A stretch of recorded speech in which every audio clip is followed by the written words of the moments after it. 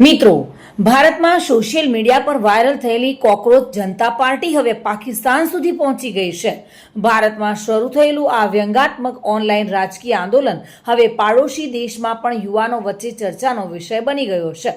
પાકિસ્તાનમાં આના જ જેવી કોકરોચ અવામી પાર્ટી એટલે કે CAP અને કોકરોચ અવામી લીગ CAL જેવા કેટલાય સોશિયલ મીડિયા પેજ સામે આવ્યા છે.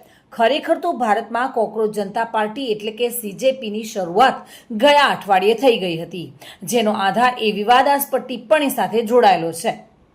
આ જ વિવાદ પછી અમેરિકામાં રહેતા ભારતીયના મૂળના PR ગ્રેજ્યુએટ અને આમ આદમી પાર્ટીના પૂર્વ સહયોગી અભિજીત દીપકે 16 મેના રોજ સોશિયલ મીડિયા પર કોકરોચ જનતા પાર્ટી કેમ્પેન લોન્ચ કરી દીધું અને તેમણે પોતાને રમૂજી અંદાજમાં કોકરોચ ગણાવતા આ આંદોલનને બેરોજગાર અને સિસ્ટમથી નારાજ યુવાનોનો અવાજ ગણાવ્યો.